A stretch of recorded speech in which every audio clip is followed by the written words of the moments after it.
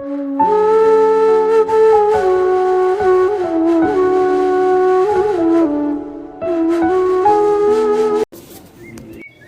Allah Subhanahu wa taala kita bersyukur dalam segala keadaan. Kepada Nabi Muhammad kita bersalawat agar kelak kita termasuk umatnya yang tergolong ahlul jannah. Amin ya rabbal alamin. Bapak Ibu sekalian, penduduk surga pecinta ilmu, tak syak lagi Ramadan merupakan bulan impian, bulan dambaan setiap orang beriman.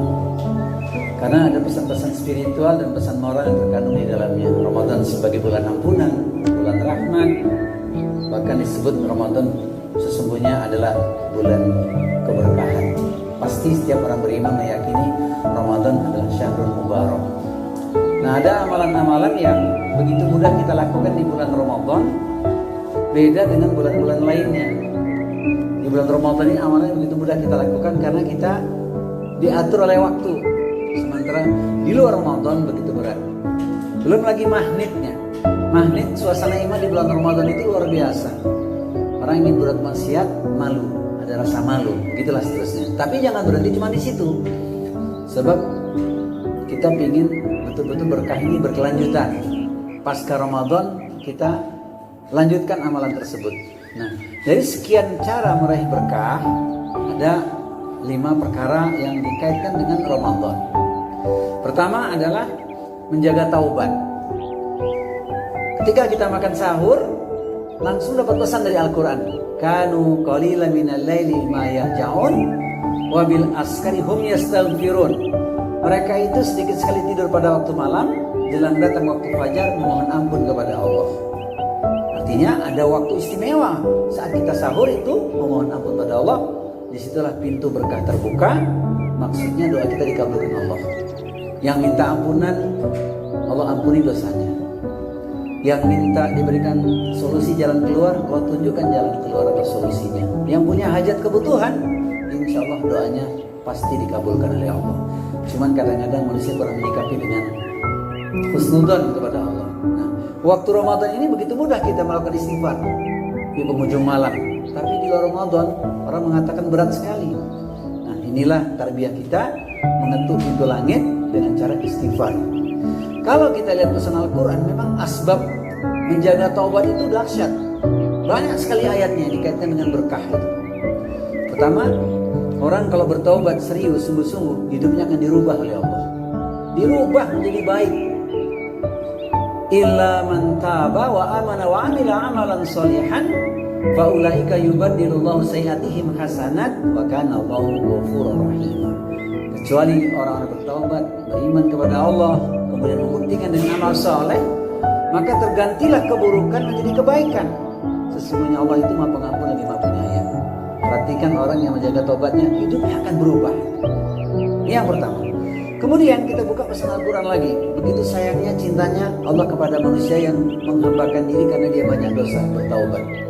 Qul ya ibadiyalladzina asrafu ala anfusihim la taqnatu min rahmatillah innallaha yaghfiru dzunuba jami'an innahu ghafurur rahim. Wahai hamba-hambaku yang telah melampaui batas. Apa kata Allah? Jangan putus asa dari rahmat Allah. Karena Allah mengampuni semua dosa-dosa.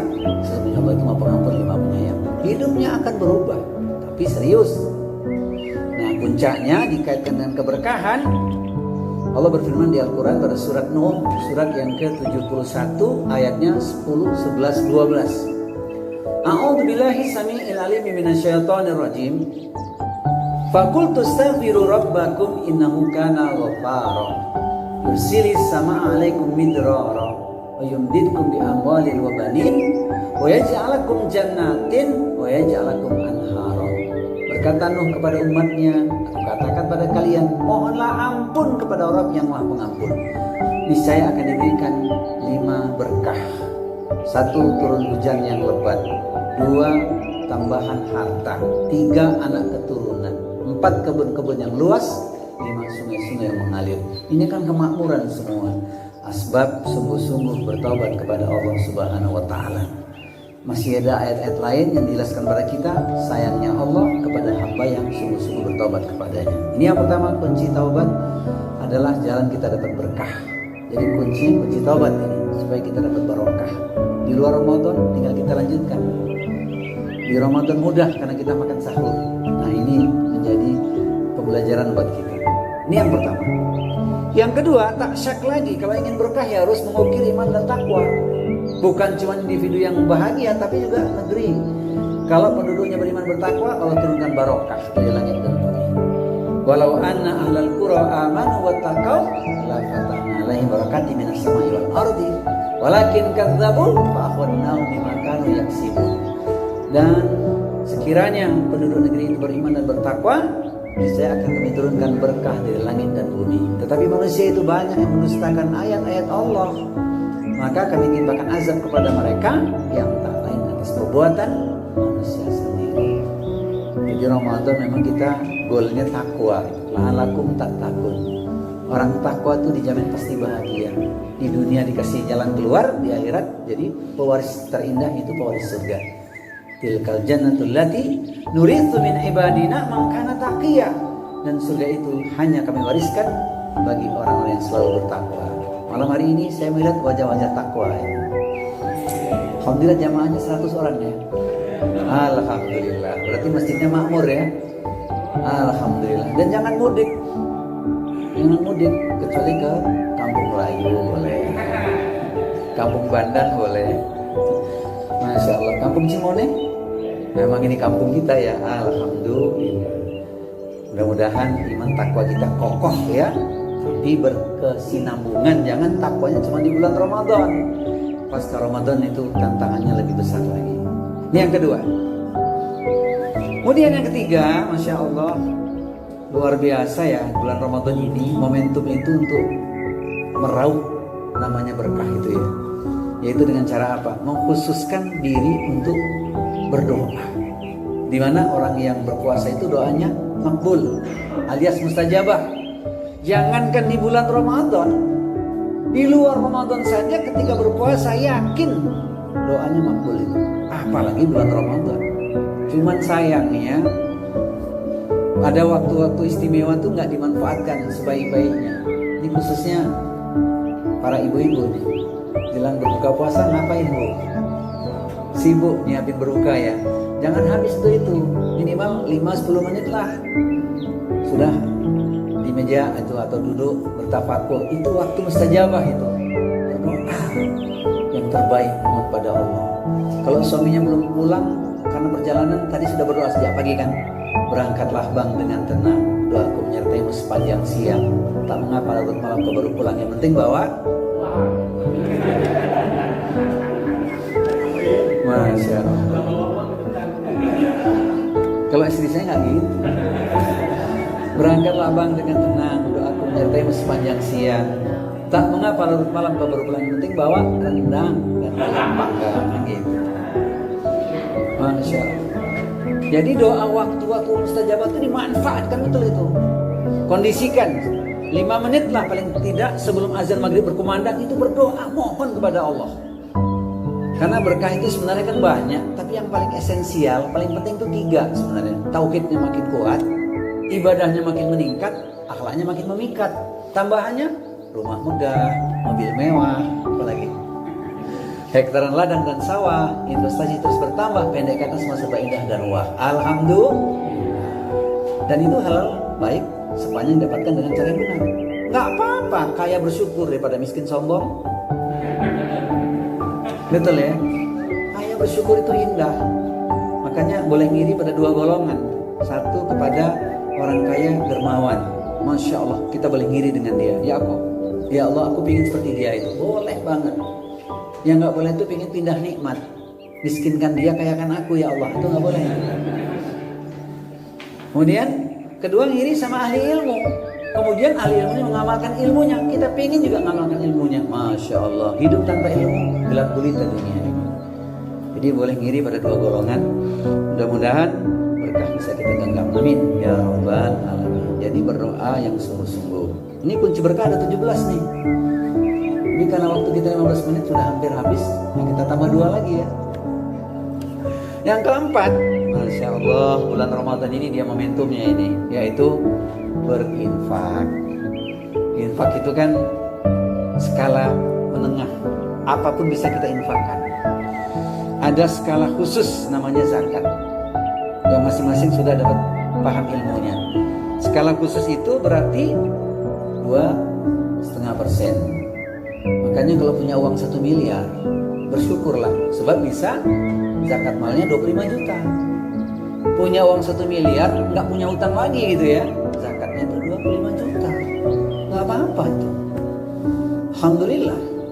Ibu-ibu yang punya emas itu 85 gram, sudah setahun, keluarkan zakatnya 2,5% itu. Dan jangan bilang, Ustaz saya dengar cuma sekali seumur hidup. Siapa bilang? Setiap tahun ketika masih di tangan kita gitu. Nah, mendingan punya emas berzakat atau nggak punya emas nggak usah zakat. Ya mendingan punya emas kan. Nah itu yang kadang-kadang kita lupa bersyukur pada Allah. Padahal dulu nggak punya, diberi oleh Allah Subhanahu Wa Taala. Maka berkah terbuka lewat kita berinfak. Ayatnya banyak sekali, tapi satu ayat inilah yang menginspirasi kita. Quran surat Sabah, surat 34 ayat nomor 39. Wa ma anfaqtum min syai'in fa huwa yukhlifuhu wa huwa khairur raziqin. Apapun yang kau infakkan Allah pasti menggantinya, dan dialah Allah sebaik-baik pemberi rezeki. Ini dia ayatnya. Jangan lagi tanya pahalanya. Di bulan Ramadan pahalanya berlipat ganda, 700 kali lipat, bahkan yudhaifu liman yasha. Itu berkah pahala, berkah anugerah yang lain. Tunggu saja tanggal mainnya.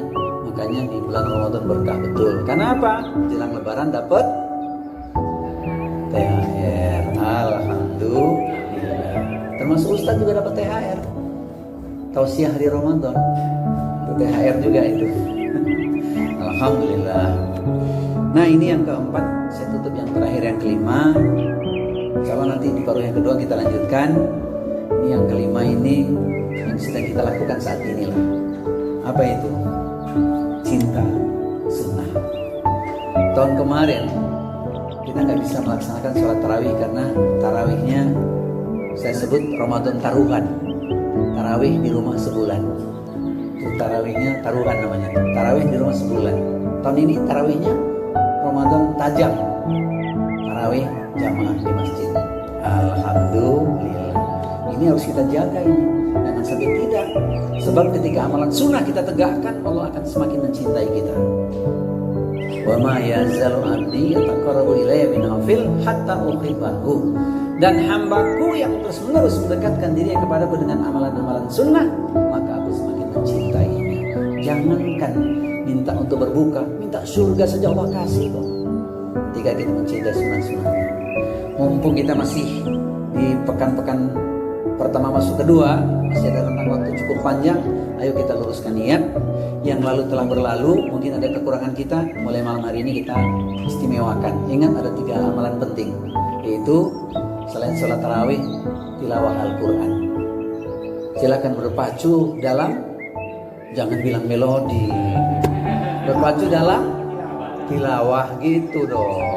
Masih pakai melodi juga. Itu ya.